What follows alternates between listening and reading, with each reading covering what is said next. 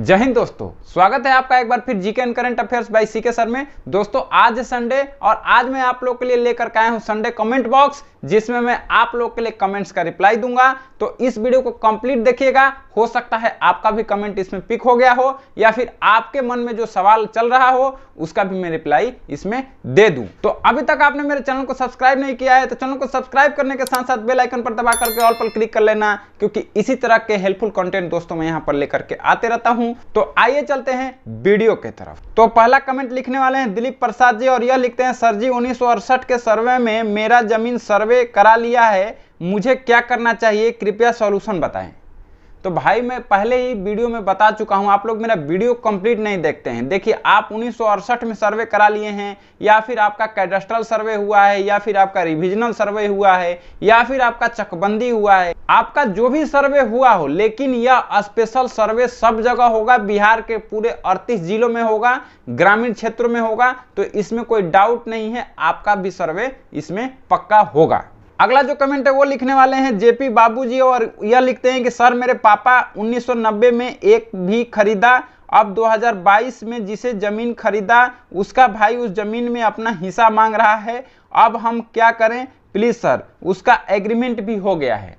तो देखिए पहले के भी वीडियो में मैं आप लोगों को बता दिया हूं कि देखिए बेचने वाले की ये जिम्मेदारी नहीं होती है, खरीदने वाले की ये जिम्मेदारी होती है कि आपको पूरा तरह से पता करना है कि इनके नाम पे अगर जमीन नहीं है, इनके बाप या इनके परदादा दादा के नाम पे जमीन है, तो पूरा वंशावली आप ले लीजिए, उसमें जो है हर प्लॉट में उसमें हिस्सा देखिए कि जिस शख्स से मैं जमीन ले रहा हूं क्या उसका हिस्सा उसमें उतना बन रहा है नहीं बन रहा है। अब होता यह है कि आप चले गए उसको मान मनोवल करके और या फिर वो भी अपना जो है जल्दी में जमीन बेच दिया आपको, और उसको भी ना पता चले आपको भी ना पता चले, उसको लगे मेरा ही हिस्सा है, लेकिन हर प्लॉट में हर भाई का हिस्सा होता है, यह कानूनी। लेकिन आपको जो है खरीदने वाले को यह पता करना होता है। तो अब सवाल यह उठता है कि पता कैसे करें। तो आप क्या करें कि उसका पूरा जो है खतियान का विवरण निकाल लें और उसमें जो है हर प्लॉट में देखें कि आप उसमें वो कितना भाई है तो कितना भाई का कितना हिस्सा हुआ, उतना ही आप प्लॉट लिखवाएं। अदरवाइज जो है बाद में ऑब्जेक्शन आ सकता है और उसमें जो है उसके भाई का हिस्सा हो सकता है। इसलिए आप जमीन लेते समय पूरे ध्यान से देखिए, तभी आप जमीन लीजिए। अगला जो कमेंट है वो लिखने वाले हैं प्रेम कुमार जी और यह लिखते हैं, प्रेम कुमार चौरसिया, मेरा जमीन दूसरा कोई बेच दिया है, उसका क्या उपाय बताइए सर।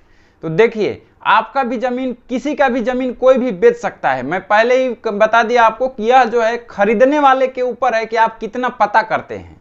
तो इसमें जो है खरीदने वाले की गलती है। हाँ आपको पता चल गया है कि आपका जमीन जो है दूसरे ने बेचा है, आप तुरंत इसका जो है डीसीएलआर में कंप्लेन कीजिए, आप कर्मचारी के पास लिखित आवेदन दीजिए, आप अंचलाधिकारी को जाकर के मिलिए, उनको आवेदन दीजिए या मेरा जमीन जो है दूसरे ने बेचा है उसका दाखिल खारिज नहीं होना चाहिए। अगर दाखिल खारिज भी हो गया है तो उसको आपने पिटीशन डालना पड़ेगा, उसका रिजेक्ट हो जाएगा और जमीन आप ही की रहेगी दोस्त। अगला जो कमेंट है वो लिखने वाले हैं रवि कुमार जी और यह लिखते हैं, सर 10 डिसमिल जमीन का लगान मेरे खाता में जोड़ दिया गया है और मेरे खतियान में यह जमीन नहीं है, यह जमीन मेरा है कि नहीं। तो देखिए इसका जो है आपको क्लियर करना होगा कर्मचारी से और अंचलाधिकारी से कि आखिर जो है 10 डिसमिल का मैं लगान क्यों दे रहा हूं। तो अगर वह मेरा जमीन है तो इसका जो है रजिस्टर 2 में एंट्री करना चाहिए, इसका खतियान भी अलग से बनाना चाहिए। और सबसे बड़ी बात, अभी जो सर्वे हो रहा है इसमें आपका पूरा क्लियर हो जाएगा। आप जो है अपना रसीद और खतियान का कागज दोनों जो है सर्वे टीम को दिखाइएगा, वो आपको पूरा क्लियर कर देंगे कि जो है आपका जमीन कितना है। 10 डिसमिल वाला जो बढ़ गया है जिसका आप रसीद दे रहे हैं वो भी आपको मिलेगा या फिर उसका में सुधार हो जाएगा। सर्वे करने का मेन उद्देश्य यही होता है दोस्तों। अगला जो कमेंट है वो लिखने वाले हैं चंदन यादव जी और यह लिखते हैं, परिमार्जन करने के लिए क्या पुराना रसीद जरूरी है या कोई और डॉक्यूमेंट चाहिए तो बताइए सर। चाहिए, मेरे पास पुराना रसीद है जबकि बना हुआ है। तो देखिए आप लोग कमेंट जो है ना ठीक से नहीं लिखते हैं, लेकिन मुझे समझ गया कि आपके पास जो है पुराना रसीद है और उसके अलावा आप ये पूछना चाह रहे हैं कि आपके पास और कौन कौन से डॉक्यूमेंट्स होना चाहिए। तो अगर देखिए आपके पास खतियान का कागज है तो बहुत ही अच्छा है, अगर आपके पास डीड का कागज है तो बहुत ही अच्छा है, कुछ भी नहीं है रसीद है तो आप वह ले जाकर के जमा कर दीजिए, एक एप्लीकेशन लिख दीजिए। आप कहीं से भी जो है इसका ऑनलाइन कर सकते हैं परिमार्जन और आपका जो है इसमें सुनवाई होगा और उसके बाद में अगर आपके कागजात सही पाए जाते हैं, आपकी बात सही पाई जाती है तो आपका जो है रसीद के लिए पंजी 2 में नाम चढ़ा दिया जाएगा। उसके बाद ऑनलाइन आपका जो है रसीद कटना शुरू हो जाएगा। अगला जो कमेंट है वो लिखने वाले हैं सौरभ शैलेश जी, और यह लिखते हैं मेरा 2009 से रसीद नहीं कटा है। तो देखिए आपका रसीद इसलिए नहीं कटा है दोस्त, मैं समझ गया, क्योंकि आप जो है 2009 में जो है ऑफलाइन कटाए होंगे, उसके बाद आप ऑफलाइन नहीं कटा रहे हैं, क्योंकि अब जो है ऑनलाइन हो गया है। तो ऑनलाइन में हो सकता है आपका रजिस्टर 2 में नहीं चढ़ा हो। आप चेक कर लीजिए खाता नंबर खेसरा नंबर डाल करके, और अगर आपको नहीं मिल रहा है तो आप जो है इसको परिमार्जन करना पड़ेगा, और परिमार्जन करने के बाद आपका रसीद कट जाएगा। अगला जो कमेंट है वो लिखने वाले हैं प्रिंस कुमार जी, और ये लिखते हैं सर मेरे जमीन का चौहद्दी गलत हो गया है, इसमें कहां से सुधारें। तो देखिए अगर आपने रजिस्ट्री करवाया है, केबाला लिखवाया है किसी से, अगर उस रजिस्ट्री का 1 साल नहीं हुआ है तो अभी भी आपके पास टाइम है। आप उसकी अर्जी दे करके, कुछ छोटा सा फीस होता है, आप उस फीस को जमा करके जो है चौहद्दी सुधरवा सकते हैं। अगर 1 साल से ज्यादा हो गया है तो आप कर्मचारी से मिलिए, कर्मचारी भी उसको ठीक कर सकते हैं। अगर कर्मचारी ठीक नहीं कर रहे हैं तो आपको फिर से जो है जमीन लिखवाना पड़ेगा, और फिर से जो जमीन का लिखाई लगेगा आपको। अगला जो कमेंट है वो लिखने वाले हैं रामानंद सिंह, और ये लिखते हैं मेरा जमीन मेरे फरीक ने मेरे पिता के नाम कटवाकर अपने नेम करा लिया है, और कुछ जमीन दीगर से बिक्री कर दिया है, वो जमीन मेरा होगा कि नहीं। देखिए मैं आपको बता दूं कि कोई भी भाई जो है अगर आपका नाम कटवा करके, आपके पिताजी का नाम कटवा करके अपना कर दिया है, धोखाधड़ी कर रहा है, तो आप अंचलाधिकारी से मिल करके आप जो है एप्लीकेशन दीजिए कि ऐसा ऐसा हुआ है, साथ में वंशावली भी लगाइए, और अपने जनप्रतिनिधि का सहयोग लीजिए, गांव में आम सभा कराइए। इसके थ्रू जो है आप अपना प्रॉब्लम को सॉल्व कर सकते हैं,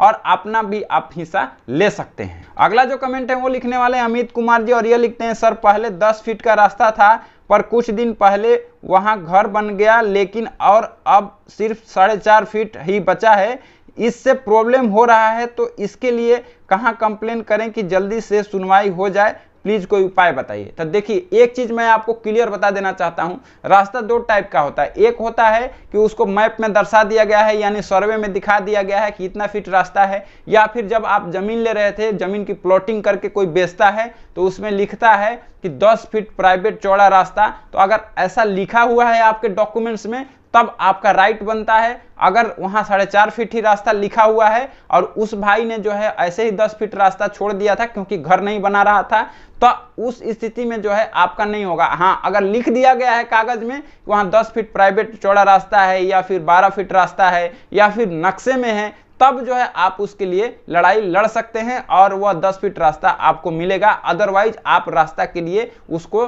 नहीं बोल सकते हैं। अगला जो कमेंट है वो लिखने वाले हैं सीसी, या लिखते हैं हमारे बाप दादा भी अपने जमीन का खाता कागज नहीं रखा है, और हम लोग अपना जमीन जोतते हैं, फिर हम लोग को कैसे कागज मिलेगा, आप जरा समझाएं। हमारे पिताजी को कुछ मालूम नहीं है तो हम लोग को कैसे मालूम होगा, कृपया आप बताएं, हम लोग गरीब परिवार से हैं। तो देखिए मैं आपका प्रॉब्लम समझ सकता हूं कि गरीब परिवार से जो है उनको कुछ मतलब ज़्यादा पढ़े लिखे नहीं होते हैं तो उनको पता नहीं। तो मैं आपको एक चीज़ बताता हूं कि आप गांव में जो है किसी से भी नक्शा मांग लीजिए, और नक्शा लेकर के आप देख लीजिए कि जो उनका कागज है उनका सबसे पहले प्लॉट नंबर और खाता नंबर खेसरा नंबर क्या है, उसके बाद में उसका बगल वाला जमीन आपका है तो आपका उसमें जो है खाता नंबर मिल जाएगा। खाता नंबर के थ्रू आपके जो दादा परदादा के नाम से जमीन था उसके थ्रू जो है आप ऑनलाइन भी चेक कर सकते हैं। ऑनलाइन अगर आपको खाता खेसरा नंबर मिल जाता है तो आप वहां से नकल निकलवा लीजिए। अदरवाइज जो है आप कर्मचारी से भी मिल करके आप एप्लीकेशन दे करके अंचलाधिकारी को या फिर कर्मचारी से रिक्वेस्ट करके आप जो है इसका बिल्कुल पूरा डिटेल निकाल सकते हैं कि मेरे खानदानी जमीन का जो है इसका खाता नंबर कितना है, खेसरा नंबर कितना है और जो है कितना रकबा है, और उसका पूरा नकल भी निकाल सकते हैं। तो दोस्तों आज के यही थे कमेंट बॉक्स। आज के कमेंट बॉक्स आपको कैसे लगे, और हर संडे को कमेंट बॉक्स लेकर के आता हूं, आप लोग को कैसा लगता है, क्या मैं ऐसे ही कंटिन्यू करता रहूं, आप लोग कमेंट करके बताइए। अगर अच्छा लगता है तब भी बताइए, बुरा लगता है तब भी बताइए, और अच्छा वीडियो लगे तो वीडियो को एक लाइक कर देना, और चैनल पर नए हैं तो चैनल को सब्सक्राइब करने के साथ साथ बेल आइकन को दबा करके ऑल पर क्लिक कर लेना, क्योंकि ऐसे ही हेल्पफुल कंटेंट दोस्तों मैं आप लोग के लिए लेकर के आते रहता हूं। तो मिलते हैं नेक्स्ट वीडियो में एक नए टॉपिक के साथ, तब तक के लिए जय हिंद।